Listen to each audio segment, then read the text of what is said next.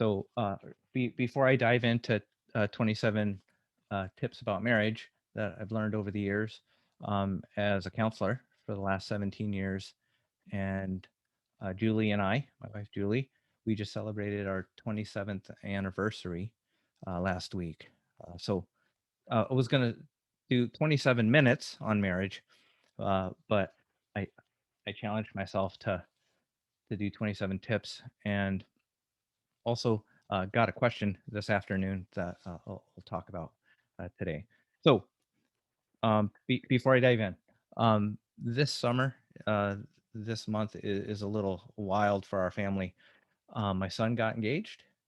Uh, my son JJ got engaged to Tiana, his sweetheart. So that's big news. The other big news is my wife Julie and I we're going to be grandparents. My daughter Catherine is pregnant. Matthew and Catherine are expecting a baby in November. So big changes in our family. We are also getting ready to move. So uh, lots of changes. Uh, Starting this podcast is also a change. I don't think I wrote that down, but that's one tip is life happens and it happens very quickly. Kids grow up really fast. And so it helps to take time to slow down and enjoy uh, the changes. And um, it really helps in marriage to stay connected and to talk about um, what's going on circumstantially with life, but also what's going on inside. Uh, so, so that's one tip that I didn't have written down. Um, so, Tip number one, and so these are things that I've been working on with couples, um, especially the last 2, 3 years, but over the last 15, 16, 17 years, I've been working with couples. Before I dive in, also shout out to the Gottmans, Sue Johnson, and Emotionally Focused Therapy. Shout out to Henry Cloud and John Townsend. Uh, who else? Uh, uh, Marshall Rosenberg, Nonviolent Communication.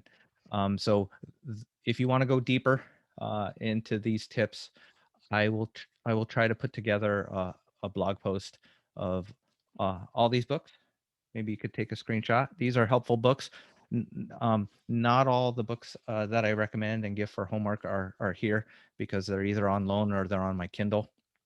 But I will probably be referencing some books that I give out for homework, and I'll also reference some YouTube channels that are really helpful for relationships, communication, and uh, uh, just personal growth too. Okay, so let's dive in. Um, if you're watching on Facebook, I can't, I might not be able to see your question, but I will answer it uh, later if I don't get to it. So, number one, and these are not in order of importance, but these are just things that are helpful. So, number one, empathy doesn't mean agreement.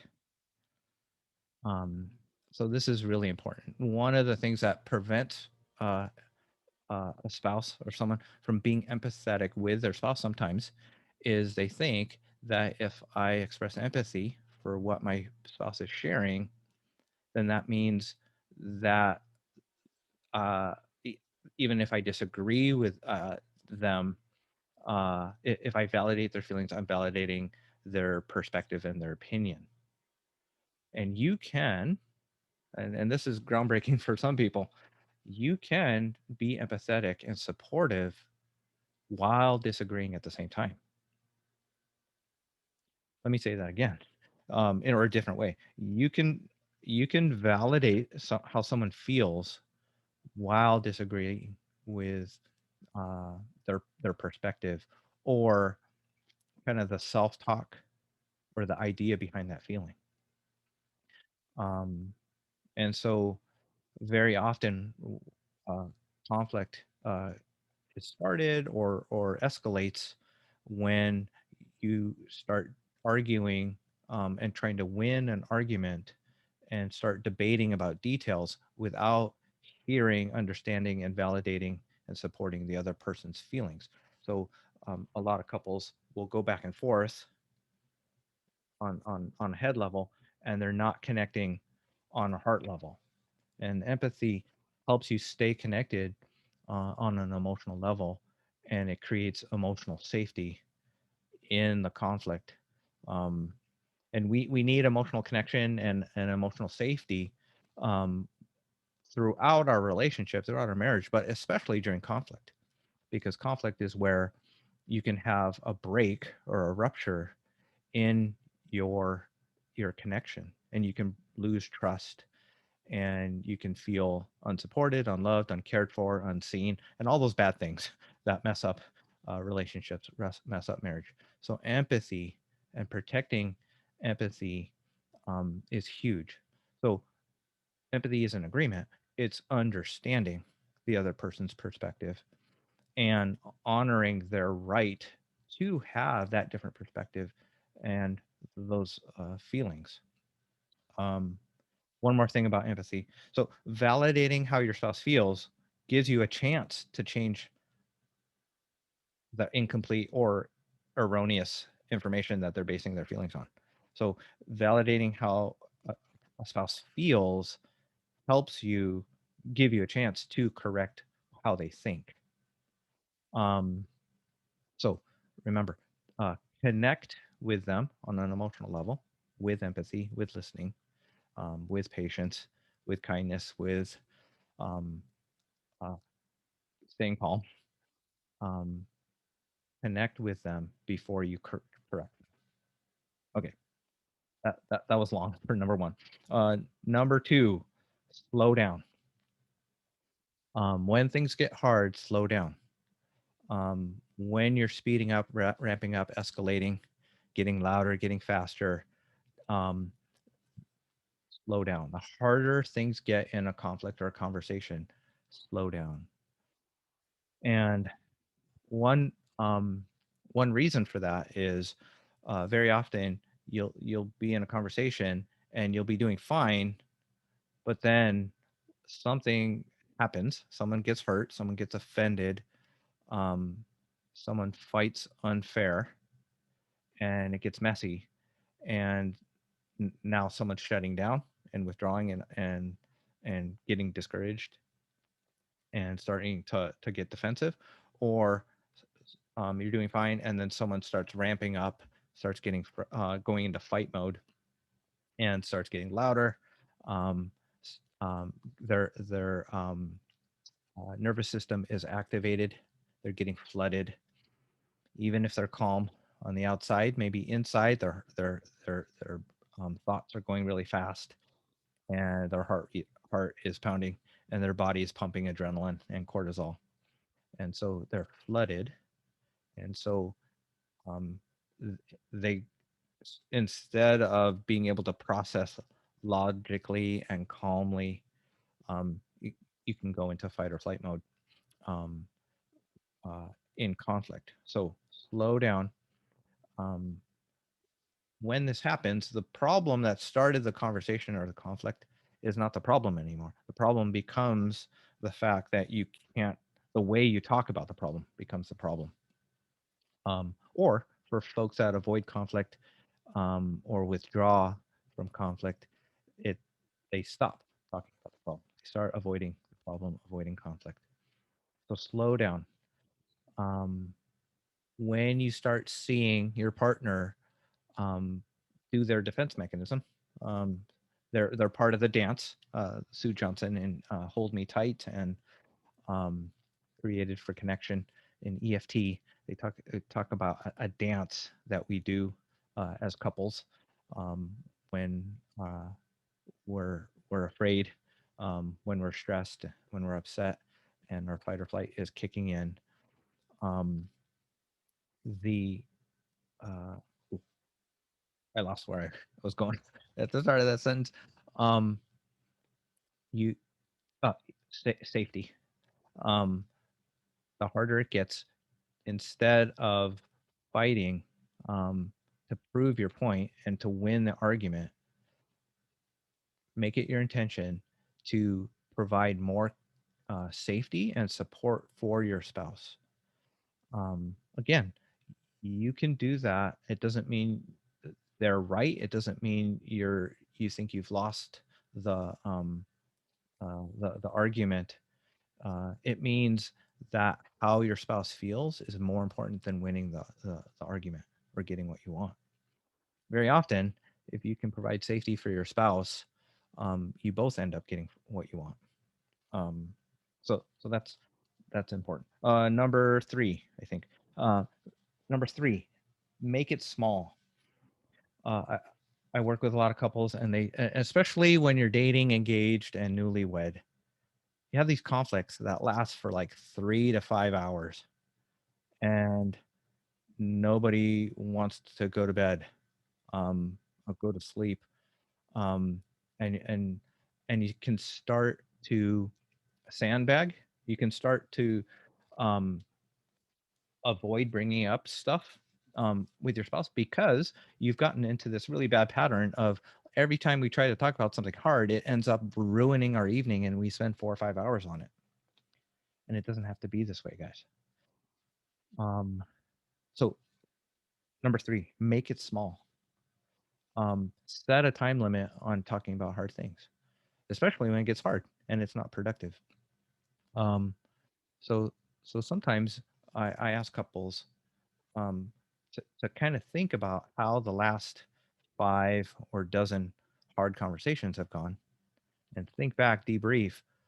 How long have you been able to stay in it until you get to a point where you're just done and you can't continue? And so it can help to come to an agreement and set limits on how long are you gonna like fight or uh, have conflict and have hard conversations. So setting a limit, make it small. Setting a limit on how long you'll try to work on something, and this could be also like, especially early on, like sitting down to talk about budget and getting on the same page with finances. Is sometimes it helps to say, I'd like to try this for like 45 minutes. Can you give me 45 minutes to talk about the budget? Or can we talk about the kids for an hour? Um, your spouse who's avoiding the conflict or is dreading these hard conversations, it can help to say like, yeah, I can do it for 45 minutes. I can say yes to 45 minutes. um, and they'll be less, hopefully, passive aggressive or drag their heels if they are trying to avoid a 3 or 4 hour like parenting summit or fight. We tend to avoid and move away from things that are painful. And so making these hard conversations less hard, more productive, more efficient, um, is huge. And making it small and uh, uh, navigating hard conversations successfully is part of healing and rebuilding trust and building safety um, in your marriage and in your relationship. Uh, yeah. Okay. I don't think I wrote this down. One of the goals with conversations, hopefully, is that you walk away from the conversation feeling more understood, more cared for, more loved, and more on the same page and unified than when you started. So if you continually have conversations where you try to work things out and you walk away discouraged and frustrated and uh, feeling that you've got run over by a car, um, and or walk away from it feeling upset and with less trust, then then it's helpful to recognize that and work really hard to turn that around and repair that. Um, Several of these books will help with that. Sometimes a mentor or a coach or a counselor can help if um, when you talk about things, um, it ends up hurting versus helping. Then um, bring in some help um, when that gets hard. Okay. So number 4, um, be aware of how you feel, what you feel. Now that might seem obvious, but so many couples that I work with, they cannot identify their feelings about stuff. Or the only thing they can identify is just fear or just numbness and apathy. And um, I tell folks, be aware of how you feel. Confusion, apathy, just being depressed and blank and neutral. That those feelings are uh, safer or less painful than feeling alone, rejected, unloved, scared. Uh, um, and so sometimes numbing out, getting depressed, getting confused, not caring, being unmotivated, apathetic is a sign that things are not going well and um, you're discouraged and not feeling hopeful about things. And um, so spending a lot of time in that negative place can make it hard for you to really identify what you feel, because what you really feel is identifying what you want and what you need. Our feelings point to unmet needs, unmet emotional and unmet relational needs. So be aware of how you feel, grow in that. If that's something that's hard for you, because maybe your personality type is you're more logical, more cognitive. um, uh, it can help to do individual counseling sometimes to improve your marriage. Sometimes individual counseling is the key to relationship improving, not just couples counseling. um, why why is being aware of how you feel so important? um, it's hard to be clear about what you want and what you need when and ask for it when you aren't even sure what you want and what you need. And so uh, that can be a dynamic in relationships where one spouse isn't um, isn't able to clearly ask for what they want and what they need. And so instead of communicating that clearly, they they behaviorally kind of manipulate and to get what they want and what they need. And it's a learned behavior. It's um, if what you thought and what you felt was not important or valued in your family of origin, you learn to survive and get what you want and what you need um, through performance, through manipulation, and and don't learn or even have the permission to ask clearly for what you want and what you need. Um, and that's very often tied to not having permission to express emotions. Um, so be aware of how you feel. Okay, number 5, use I statements. Pretty cliche recommendation from marriage counselors, um, but it's legit and it's really helpful. Why? Um, I statements help decrease defensiveness in conversations, and the uh, it one of the 4 horsemen that the Gottmans have identified, 4 horsemen of the apocalypse in terms of what they're looking for in unhealthy or healthy relationships, are one of the or 2 of the horsemen are feeling criticized. So feeling criticized, feeling attacked, feeling blamed, and then the resulting defensiveness from that. Um, and so I statements can really help. So here's an example of an I statement is I feel dot dot dot feeling word, and make sure it's an it's an emotion and a feeling word, not an idea. But I feel this feeling. because, and say the reason why, um, uh, that can help with your partner understanding um, where you're at without immediately just feeling defensive um, and invalidating uh, your request or what you're trying to share. Um, so here's an example of oh, an example of what is not an I statement. A helpful I statement is I feel like you don't love me. Um, I feel like your work is more important to you than me.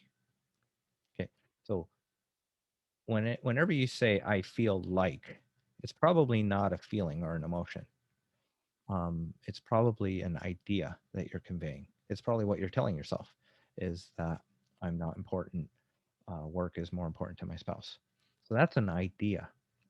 The actual feeling might be I feel lonely. I feel hurt. I feel sad. Um, and then the because when you stay late at work. Um, and so try to be clear with your actual feelings. And so, one tool that can help with improving I statements and sharing how you feel is uh, things like feelings charts, feelings wheels. If you Google feelings charts, you'll find many different variations of that that can be helpful with putting language to what you're feeling. So this helps and improves communication. So use I statements. Oh, correlate corollary to that. Number 6, don't just complain and blame. State what you want and need, and give them a chance to make it better. Give your spouse a chance to make it better. So sometimes we stop short and say, "I feel angry because you're late," um, or "I feel angry because you spent so much money on your hobby," and then just leave it at that. And the other side of that is, okay, you're angry, you're upset, and I'm feeling punished by you because that's uh, like I'm in the doghouse. How do I get out of this? It's kind of defensive, isn't it? Um, but if you're brave enough to share how you feel and why, then want to encourage you to keep going and say, "This is what I need. This is what I'd like." Make the request to repair the damage that's been done. And so I feel really uh, hurt and sometimes even scared because you say you're going to be home and then you're not home. You're home 2 hours later. What would help me? So make a request. What would help me? What I'd like is dot dot dot. Um, it would really help if you're going to be more than 30 minutes late to text me um, and let me know so I don't have to worry.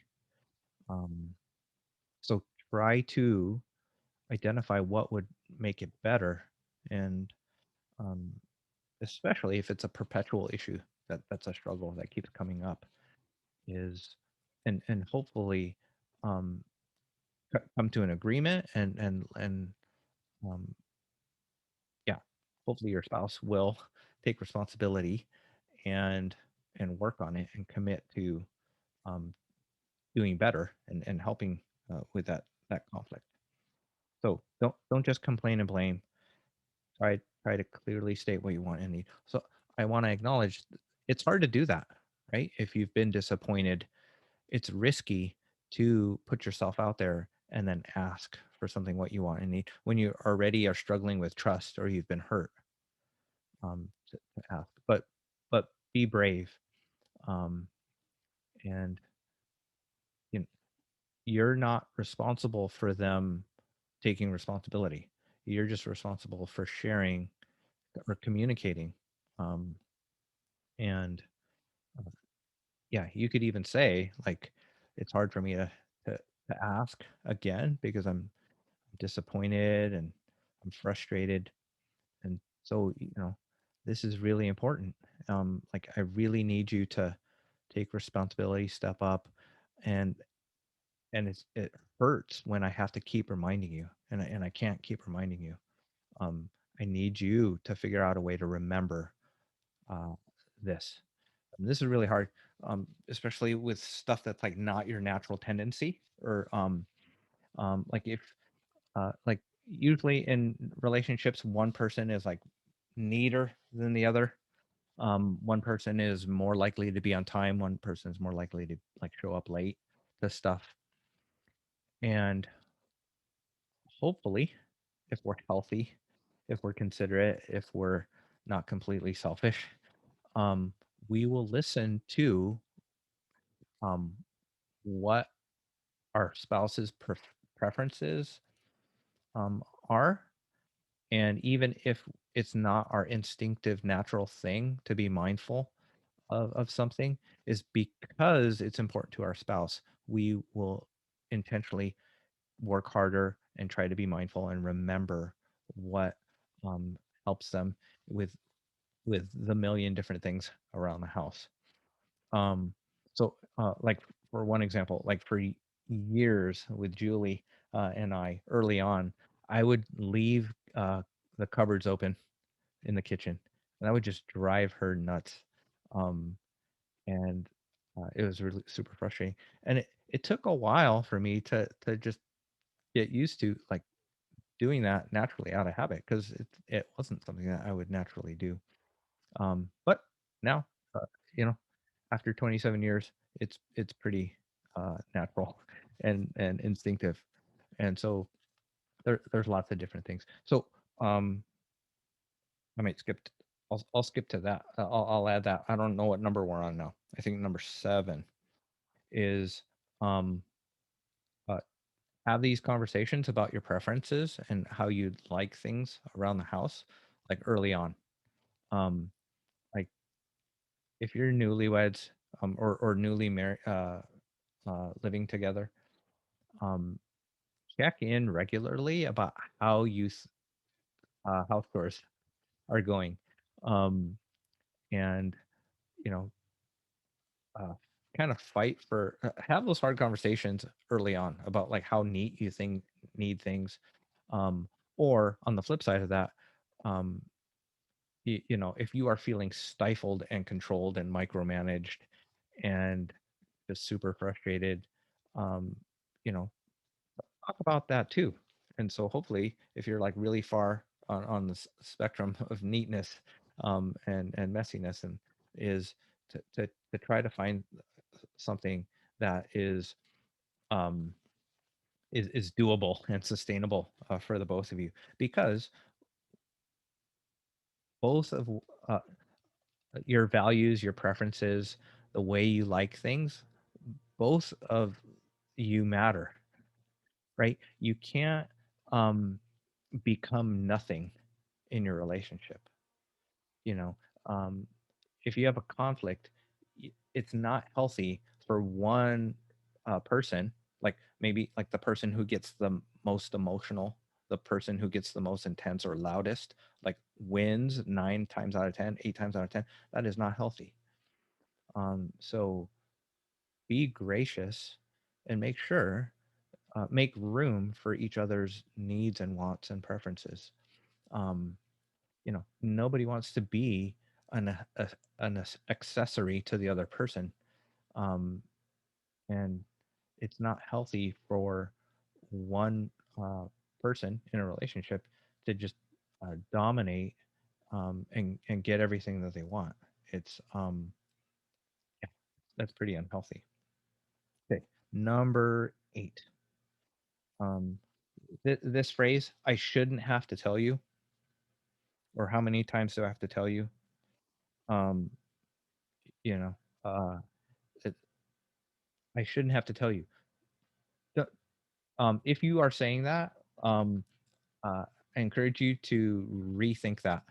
Um, Healthy marriages, healthy relationships, healthy people ask for what they want. They don't require their partner to read their minds. Um, Early on, especially early on, you have to train your spouse how to love you well because you are different people. You have different love languages. Even if you have the same love language of the five, it's expressed differently because you have different families of origins and you have different house rules and expectations. And so you have to bear patiently with each other and learn how to love each other well.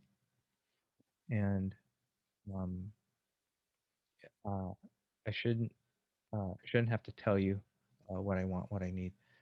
Yes, of course, it'd be great if your husband was super considerate and knew uh, that you need a foot rub or you need a hug, um, or you um, that you need to just vent and he doesn't need to like fix you.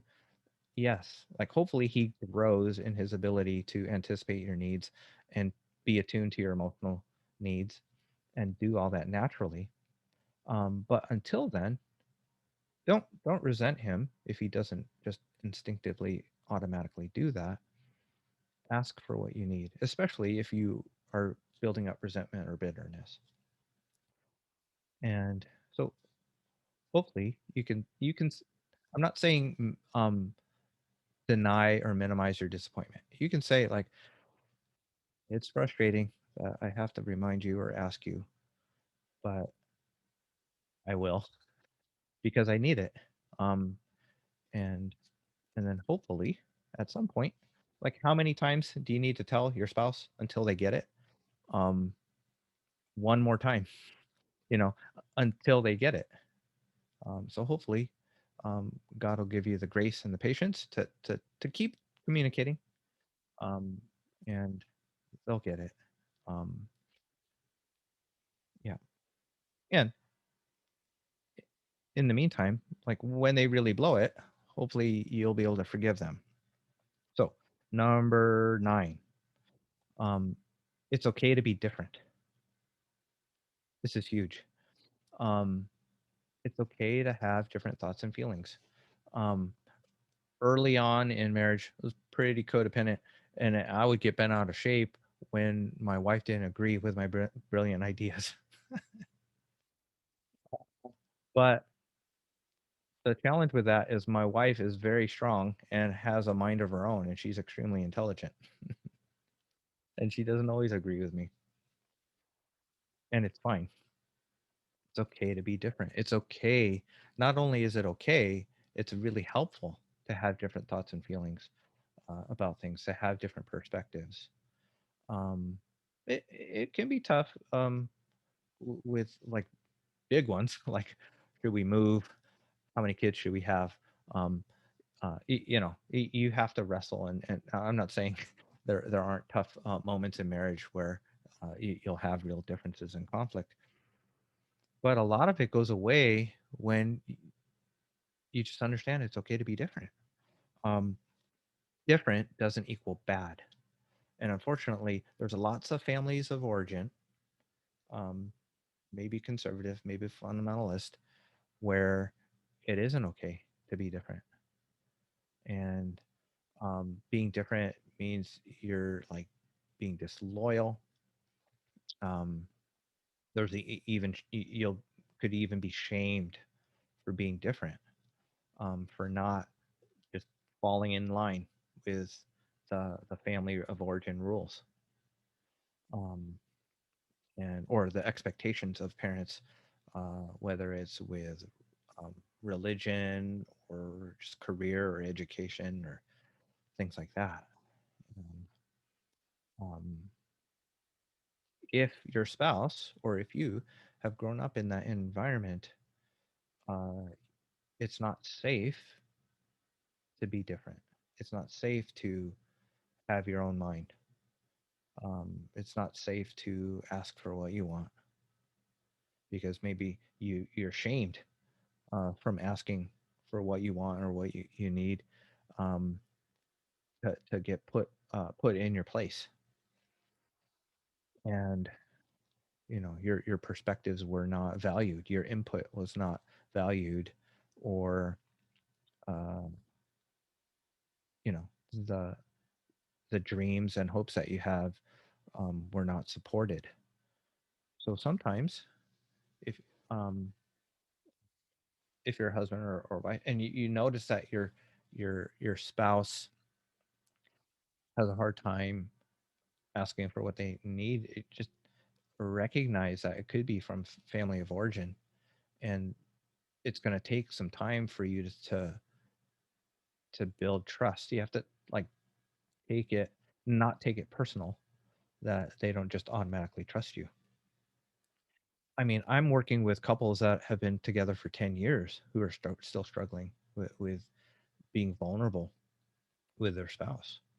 Um, and so, yeah. So the flip side of that is, man, your spouse opens up and shares their dreams, their hopes, things that are vulnerable. Be really careful. Handle those well and gently. Do not shoot down and discourage your spouse, because it might have taken them a while to open up, like the deep parts of their heart, the inner heart. And if you like shoot it down, shame them, make fun of it, minimize it, man, it might be another 2 3 years before they try that again. So be careful with your spouse's vulnerability. Okay, I think I'm on number 10. Um, Preferences. I've been talking about wants and needs. Here's another one. It's okay to want something without a reason. Um, there's a lot of folks I work with, individuals and couples, they struggle with anxiety, um, and they they grew up in an environment um, where they had to make a case for wanting something, and like the only thing that you choose to do is if it's good, um, or you always have to like figure out, spiritualize or make a reason for why you should do something, and it's hard to overcome that and just be okay with saying, I don't know why I want that or need that, but I just do, and that's okay. Some people, they they just um yeah it, they really struggle with even just figuring out like, what do I do today? What's my agenda? Well, my to-do list? And they let external factors determine what they should do or what they end up doing. And they're just kind of like strung along.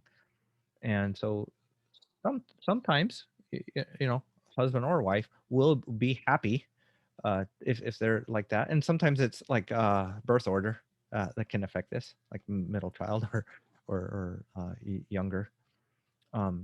Sometimes someone who's more passive or more of a follower, and I'm saying that's not a negative thing, is um, uh, can be happy to partner with someone who is a little more forceful, assertive, clear about what they want and what they need, and more clear about their direction in life.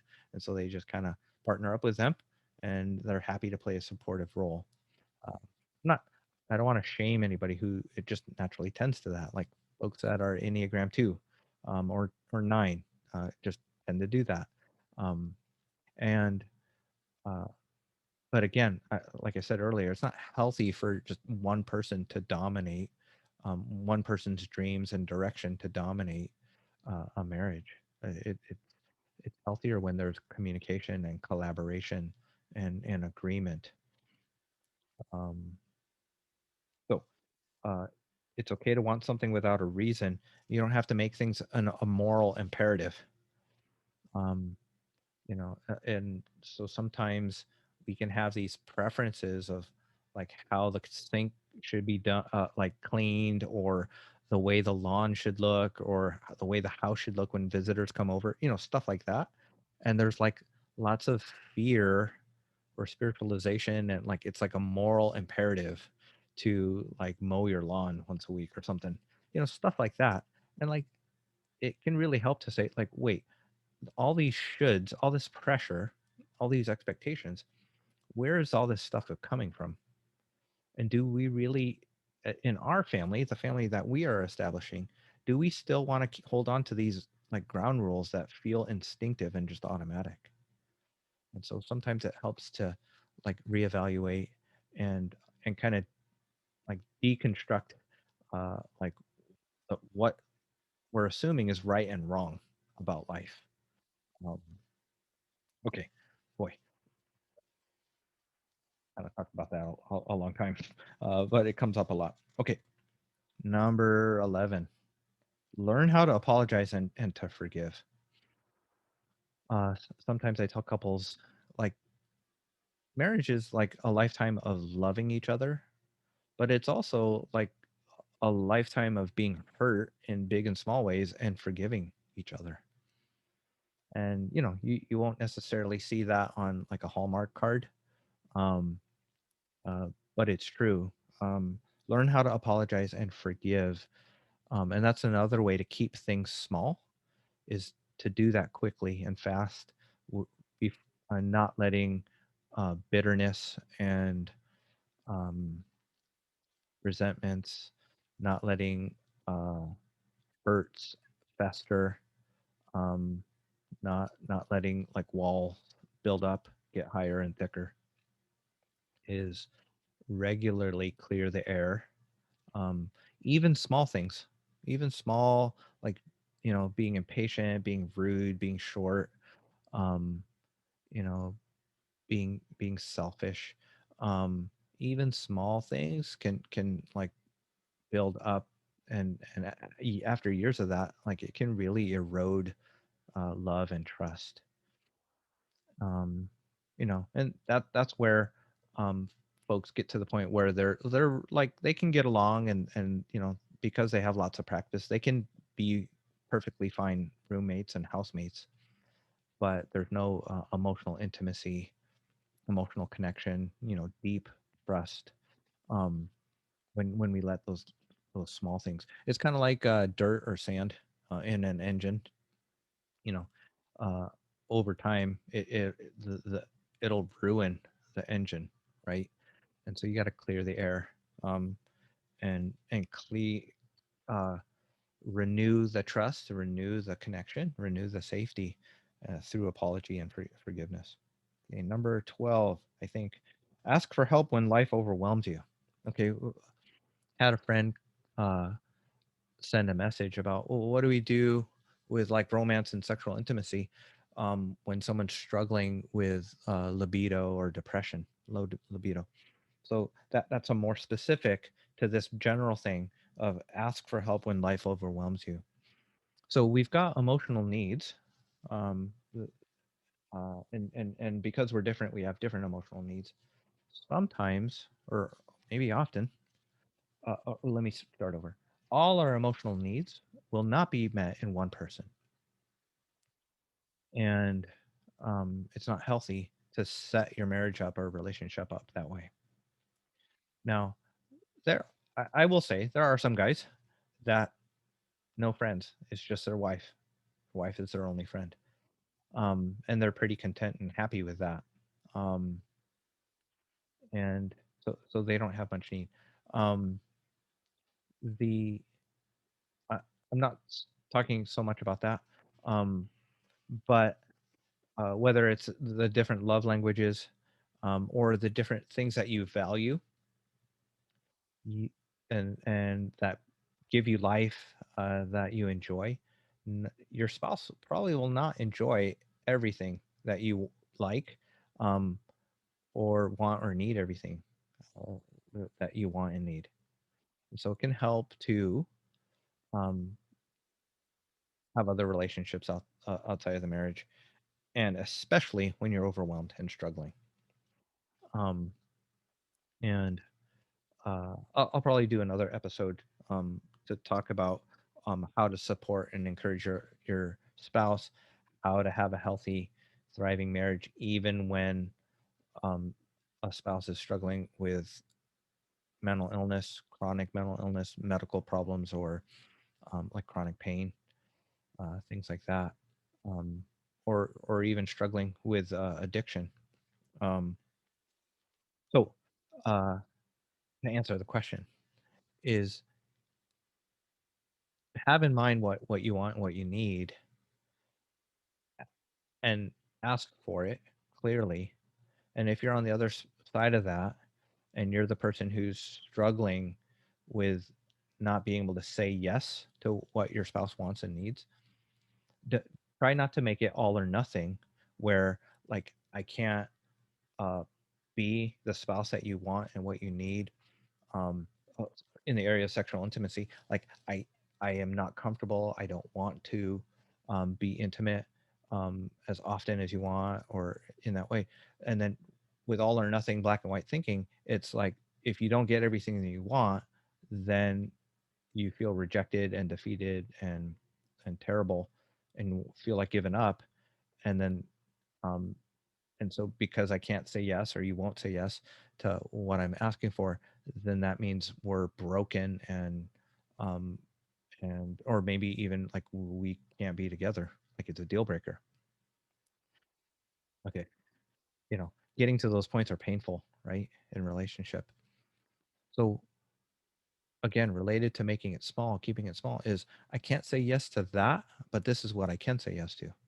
So right. So like if you're struggling with chronic pain, if you're struggling with depression, um, if you're struggling with hormonal issues, um, and uh, you can't be available uh, to your spouse uh, in the way that they want and what they need, then uh, try to identify like, "Well, this is what I can say yes to. Like I can't do that 100%, but I can do today 50 or 20." And um, what does that do? What that does is it helps you, both of you, uh, not get lose hope, not discouraged, not helps you not give up. Um, because when someone's struggling, and because you're a couple, because you're one, the Bible says, well, because you're one, if one of you is struggling, then you're both struggling, right? You're both hurting. Is It's easy to focus on what you're not getting and where like the relationship or the other person is falling short, right? And what we focus on gets bigger. And so if you focus on what you're not getting, it can overwhelm you, right? So focus on what's possible, even if it's not everything that you need. So I hope that helps. And of course, like everybody's story and struggle is different, so you have to dig into like the details of how to make it better. But that's the general principle: is instead of all or nothing, try to think of like what's possible, and try to like be supportive and appreciative and grateful for what the other uh, your partner is able to say yes to provide. And because that's part of it, is life is hard, marriage is hard, um, when you're both 100% healthy. um, it's magnitudes harder when one of you is struggling with depression or anxiety, or medical issues, and it's a real battle. And again, when you're overwhelmed, get help.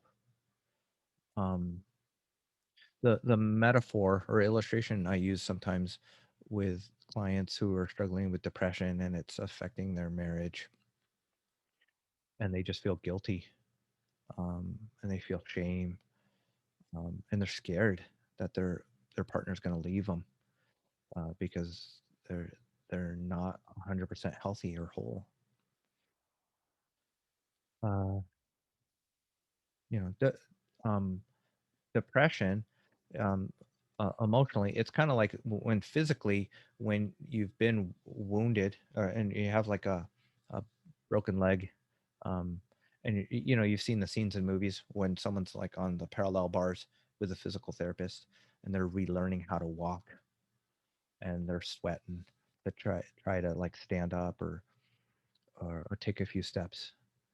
And so being depressed and having a conflicted marriage is like being depressed is like being on those parallel bars and then someone just like throws like a 30-pound sack at you and asks you to carry it. You know, it's overwhelming. It's often not something that people can really do on their own. That's why um you know, folks that struggle with depression, bipolar disorder, you know, severe depression, like it really damages marriage. So um yeah, more to be said about that, right? Okay. 13. When things get hard, commit to curiosity and safety. Related to things I said earlier, but I want to emphasize when things get hard, commit to being gentle and kind. You know, the harder things go, the more, uh, uh, the nastier the fight gets, the conflict. Slow down. This is related to slowing down, but being committed to, I'm going to be patient. I'm going to be gentle. I'm gonna, um, I'm gonna protect our connection. Something happened. We went sideways. We are not on the same page. We are on the opposite ends of the table.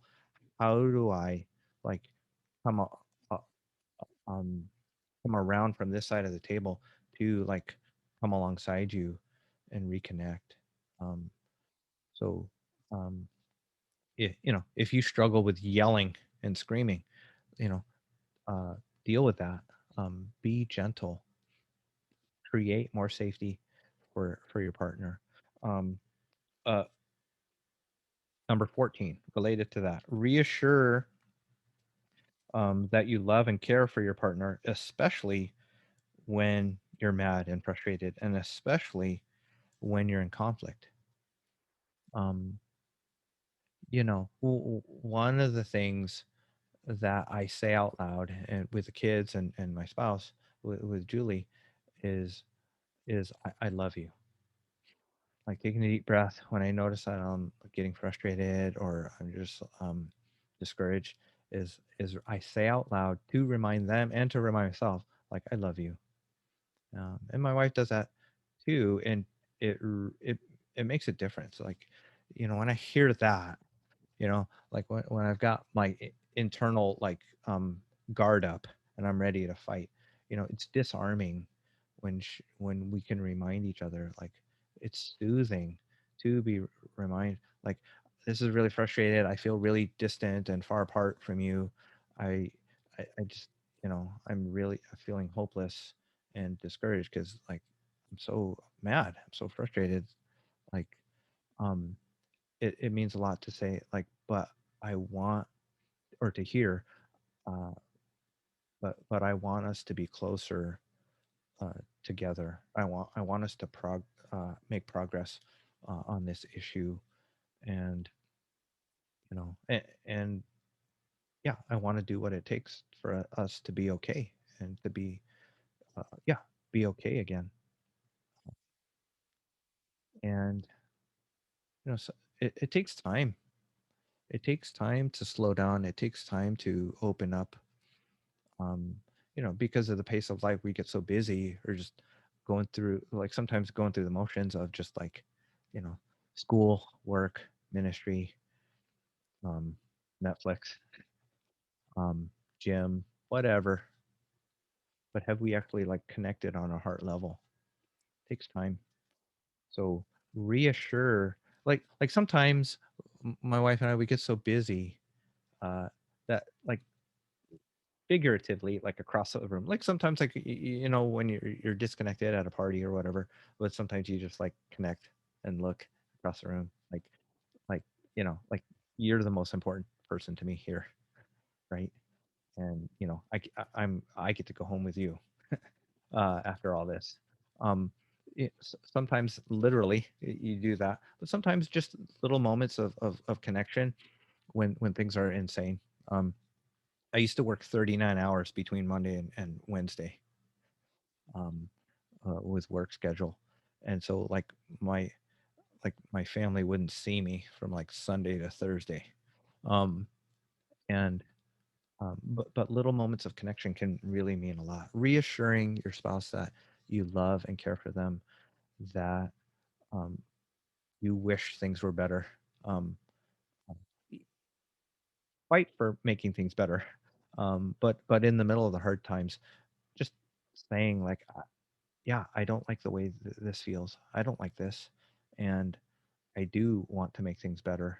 Um, and you're not crazy for being unhappy with how things feel.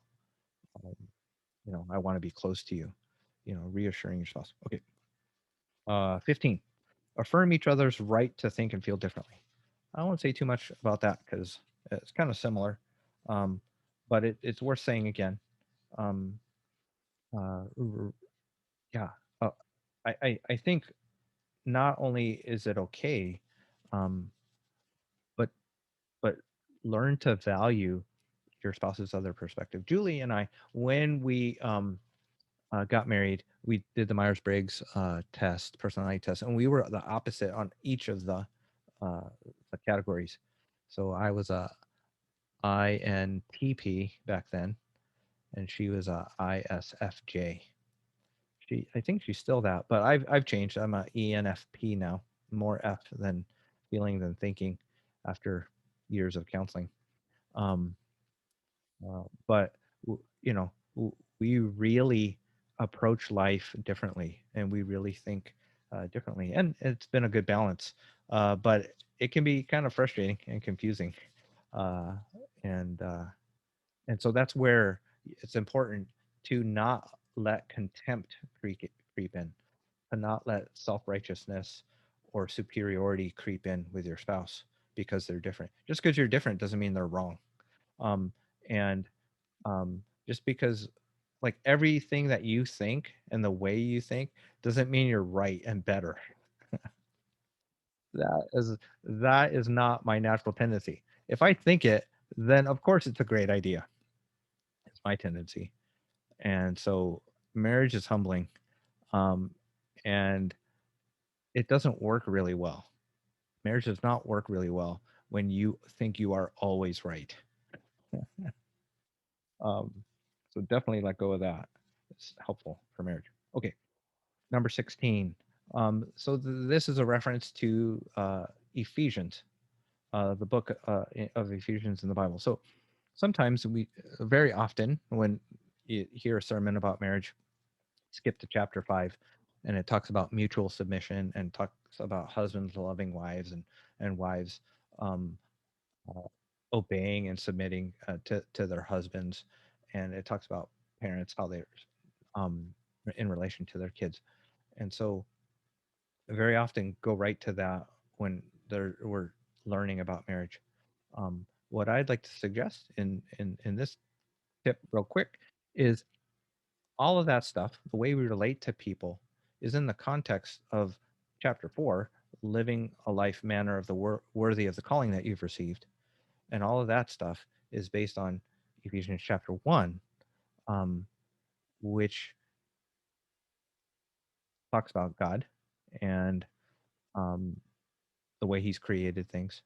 And the main takeaway that I want to emphasize is your spouse is of eternal worth and precious, um, to God and hopefully to you.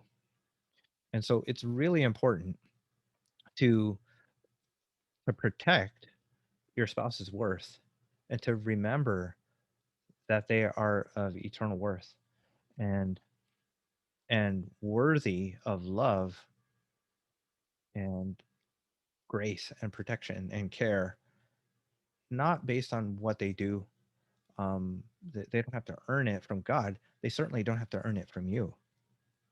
And so it helps to remind yourself that your spouse is precious and amazing. And when we do that, when we remind um, when we see our spouse that way, then we treat them well. Um, I think Gary Smalley years ago, he did a video with uh, John Tesh and Connie Salka, the video series, and he had the illustration of like a Stradivarius violin, like, you know, worth millions of dollars, um, and like your spouse is worth so much more, so, of infinite worth. So remember, so when you remind that, you can't degrade and mistreat your spouse when you remember how valuable they are. So try to protect that. And if you start losing a sense of that, and you start letting contempt creep in, or thinking that they're worthless, or out of frustration or whatever, then you're in trouble, and you need to correct that. um, and you don't want to lose sense of that. um, okay, 17. I'll go faster through these guys. Okay, 17, address problems before the cement hardens. What I mean by that is, early on in relationships, is learn how to communicate in a healthy way. Learn how to resolve conflict, learn how to apologize and repair and rebuild trust, and reconcile. Don't allow resentments and hurts and bitterness to harden. Don't let bad relationship habits harden in your life and together. Okay. 18, acknowledge and honor differences. I guess I keep saying that, right? But one way is to express gratitude, and affirm, versus like attacking and blaming them or shaming them. Okay, 19. Uh, yeah, get your needs met outside of marriage. I kind of said that, like, um, before. Um, related, I guess it's related to asking for help. Oh, what I'll say here, one thing that can help is to look up jamesclear.com, author of Atomic Habits, and look up his values journaling exercise, or motivationalinterviewing.org, and look up the values card sort exercise.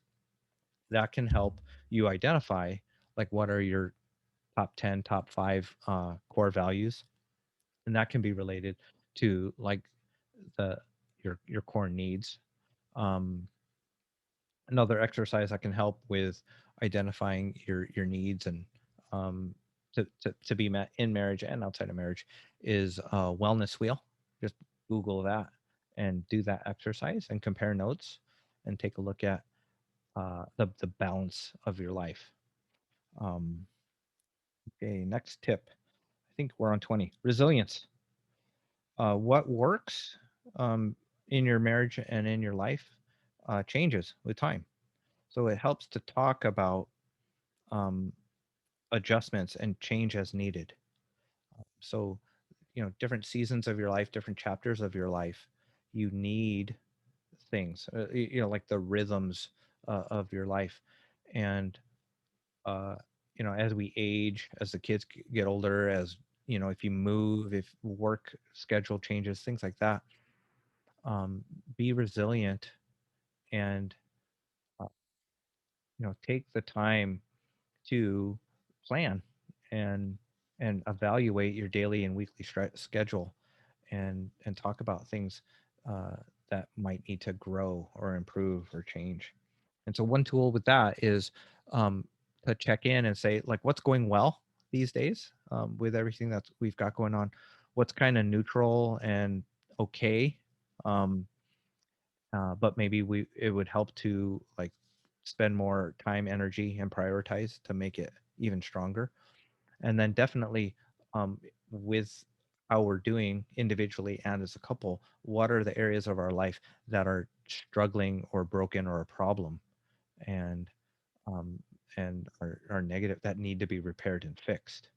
Um, so going great, going okay, going terrible. Evaluate that. A tool that's helpful for that is the Gottman solvable problems assessment. It talks about 19 different areas of marriage, and you can, like, fill that out individually and then compare notes. um, and it's helpful to look at that because, besides identifying perpetual issues and conflicts and problems that need to get worked on, sometimes going through can be affirming, to say, like, oh, these are strengths, like, we're actually doing pretty well in these areas.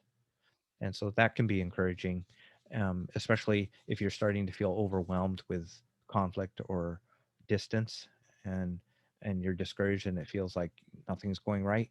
It can be helpful to acknowledge the positives too. um 21, make time for sex. uh, uh, Make time and energy for sex. So a huge part of that, especially with kids and as you get older and busier, is to practice self-care, um, and make it a priority and talk about it early on. Learn how to ask, be assertive, initiate, talk about how to handle rejection, um, with sex and sexual intimacy. You know, the stereotype is that guys want it more frequently, um, but sometimes it's the woman who, the wife, who wants sex more frequently, or is more adventurous or playful about it. And so there can be shame about that with either spouse um, whose libido is lower. And so learn how to talk about it. And then again, if it's hard to talk about, then get some help. And the uh, one thing that um, I want to say with this is, um, sexual intimacy can be such a vulnerable area of marriage, and there can be lots of shame or brokenness with it, especially with sexual history. And so uh, it's get off to a good start if you're um, newlywed or newly together, um, and it doesn't go well. This part of the cement not hardening is, we don't move towards pain. And so if we have negative experiences with sexual intimacy, we can start to avoid it.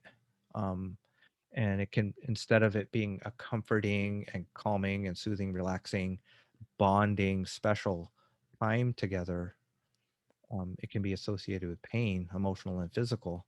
And um, and then once that uh, kind of enters in the relationship, then it can start to get built, get harder in that area, but then it starts creeping into the other areas, and um, affecting trust and closeness.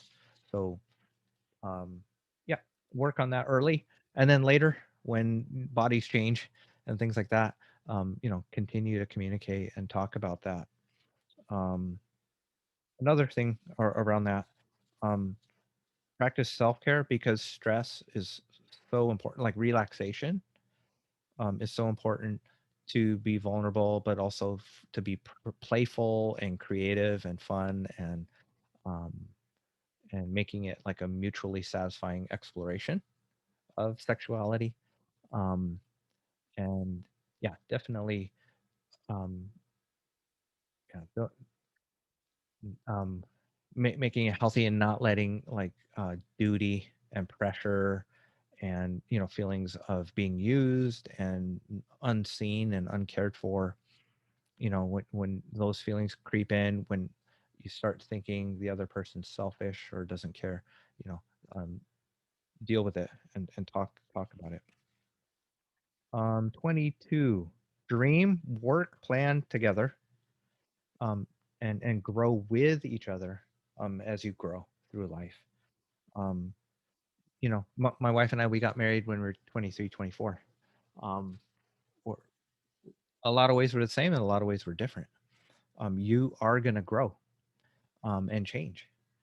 And so it's really important to grow together and share how you're growing, or you'll grow apart. And so when we first got married, my wife and I, we were going to be doctors, um, and I was going to go to medical school, and we were going to um, be medical missionaries in a country in Africa. That was the plan. That's what she signed on for. It didn't happen that way. And so part of resilience is, when, and there was grief with that. Like, so when your dreams and hopes and plans like don't turn out, it can be scary. Um, but you can like rebuild your dreams. You can dream again, like C.S. Lewis said. Um, when your heart gets broken, um, you can either like the pain of that can either stress and challenge your marriage and break your marriage, or when you go through stressful things and hard things in life, um, you can rebuild your life together, and it can make you the hard times in life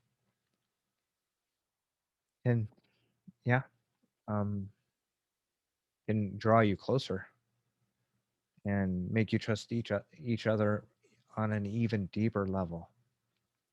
Um, yeah, that's one of the best parts of being married is going through hard stuff, the hard stuff of life together.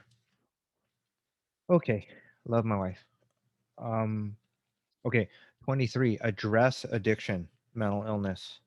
Um, address it early on, um, as early as you can, and as often as needed. And again, like that stuff is bigger than a marriage can handle usually. So get support group, like go to recovery, get counseling if you're dealing with mental illness and addiction. I don't want to go too much into it, but like pornography is a huge destructive force in people's lives.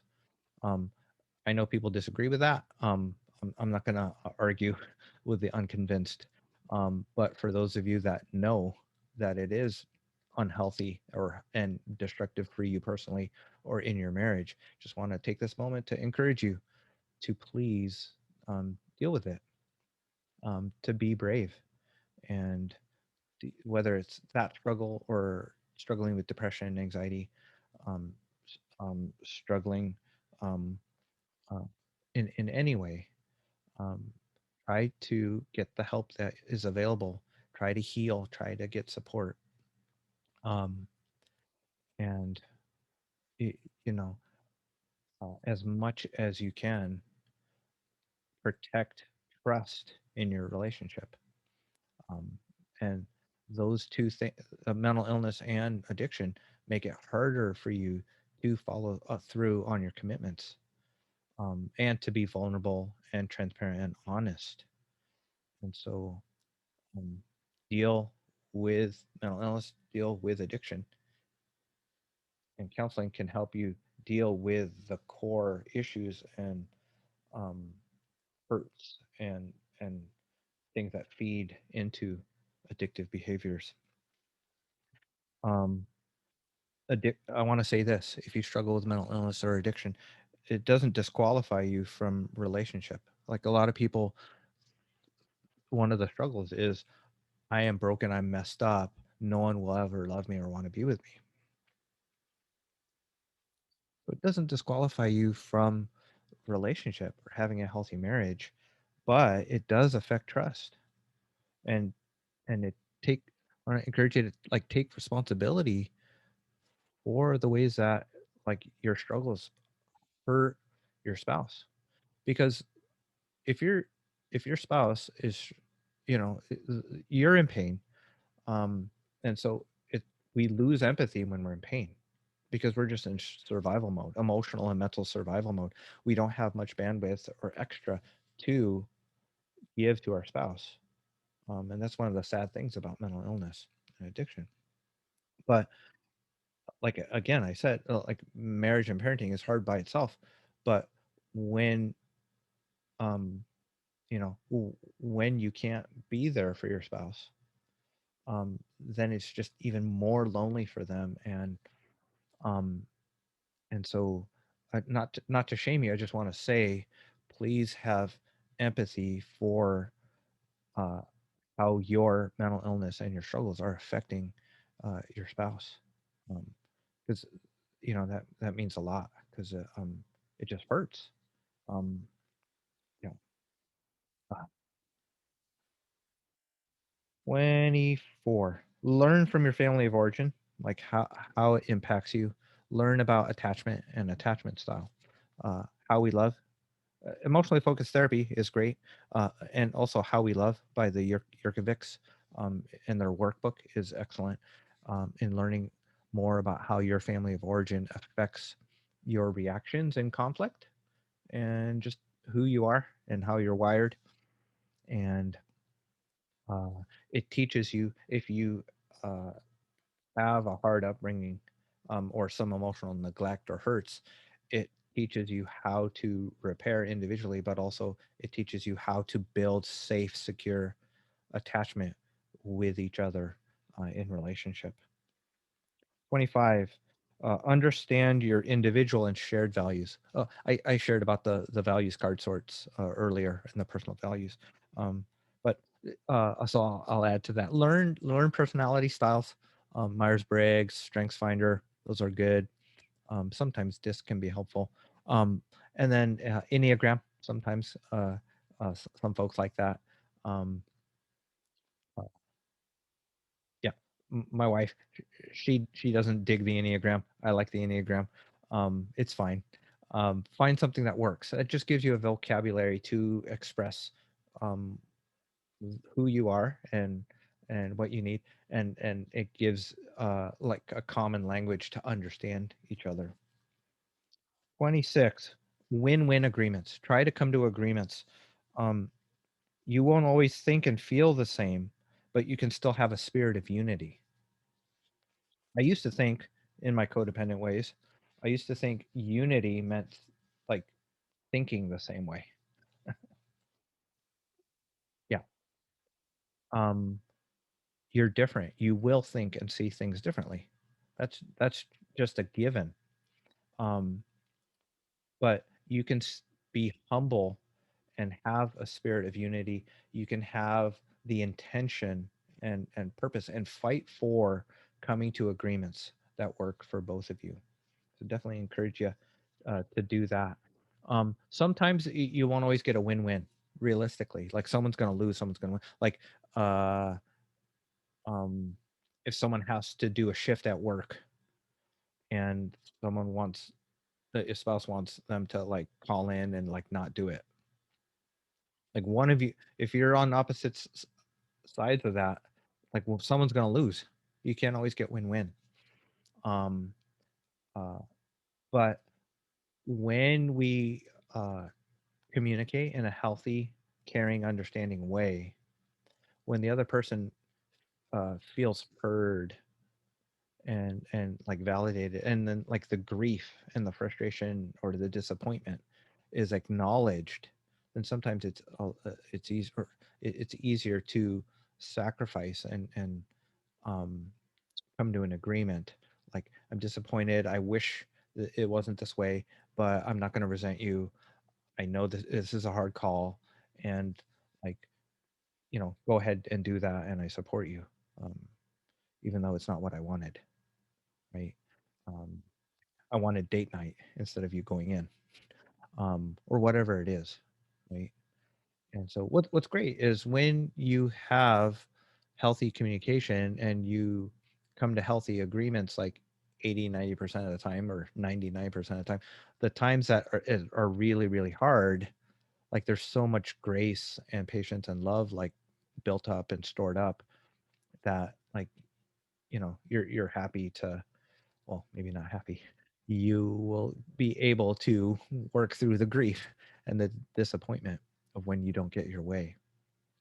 um, but if it's flipped and every once in a while things are good and healthy and okay and kind and supportive, and then 80% of the time it's fighting and conflict and hurt and disrespect, um, or even abuse, then that's just miserable, right, guys?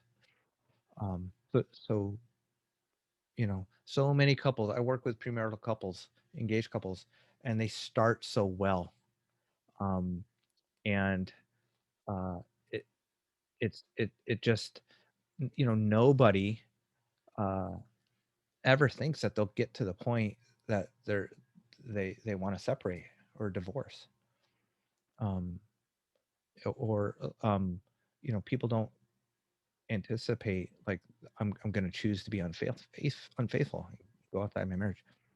um, Protect your marriage. um, be honest and open about like what's going on inside your heart. individually. If you can't be honest with yourself, you can't be honest with your spouse. Two more. No, three more. Um, protect your image of your spouse in your head, what you tell yourself about them. My wife teaches me about this, or um, teaches others about this. This is kind of the thing that was most helpful, and I'm glad. you know, um, re, it, the way I say it is like remind yourself why you love them and why you fell in love with them. Now, this is not being in denial about them like messing up, though. Um, but call out the best in them. When your spouse is getting off track with addiction or unhealthy behavior, or just even like in relationship with you in conflict, like fighting unfair or being a jerk, is grace and truth, like balancing grace and truth. Like, I love you, I want to be patient, I want to be forgiving, but the truth is, like, you can't say that and do that to me. Healthy boundaries. um but then protecting like, I have a Christian worldview, so part of it is just this understanding that, um like, my spouse is made new in Christ, seeing the image of God in her, and sometimes the behavior that doesn't work for me, doesn't work for her, doesn't work for us, but that's her behavior is not who she is. Protect the image of your spouse. Protect what you say about your spouse. um you know and um be open and honest, be a mirror to them. um Next one, second to last one: sacrifice, serve, let go, and be humble. uh if you marriage is hard work, marriage is a joy, marriage is awesome. you know um yeah, I'm just grateful to have, to um that my wife said yes. I'll tell the different podcast. I'll tell the story of how we got engaged on our first date, or actually, we got engaged before our first date. I gave her wedding ring on our first date, but that's a different podcast. Um, Sacrifice, um, and whatever prevents you from sacrificing, um, deal with that. Not, and that doesn't mean be a welcome mat, or doormat. But a lot of people, they swing the pendulum, right? I'm not going to be a doormat anymore. Um, and mutual sacrifice, mutual letting go, um, and just being humble and gracious with each other. Um, 1 Corinthians 13, halfway through there: love is patient, love is kind, doesn't keep a record of wrongs, it's not boastful, it's not proud, it always perseveres, it always hopes. Last one: learn and remember the past, whether it's your family of origin, your childhood, but learn and remember the lessons from your own history together, especially as you know get years under your belt and decades. um, Learn from the past, connect and communicate in the present, grow, build hope for the future. Past, present, future. Don't get stuck in the past. If you are stuck in the past, get healing and deal with it. Stay present, stay connected in the present. um, but grow, build hope, and dream about the future. I'm a 7 in the Enneagram. I tend to hope and dream, and um, deal with the stress of the present with like daydreaming about the future. So that's not too healthy to emphasize too much. Um, but you can get into a rut in the present and in the daily grind. It's helpful to have some plans and goals to look forward to. Um, and even after 27 years of marriage, like, my wife and I right now, we're going on this adventure of like trying to sell our house and find a different place to live. I'm trying to do a podcast. and other things, with ministry and work. Um, but it's it's fun to reminisce about the past. Um, it's fun to see pictures of when we were young and got together, and how we're growing older. Um, Guys, thanks for listening. If you've listened this long, um, I hope you're doing well in marriage. I hope the best for if you're listening, watching. I hope God will bless your marriage, or in your relationships, your family.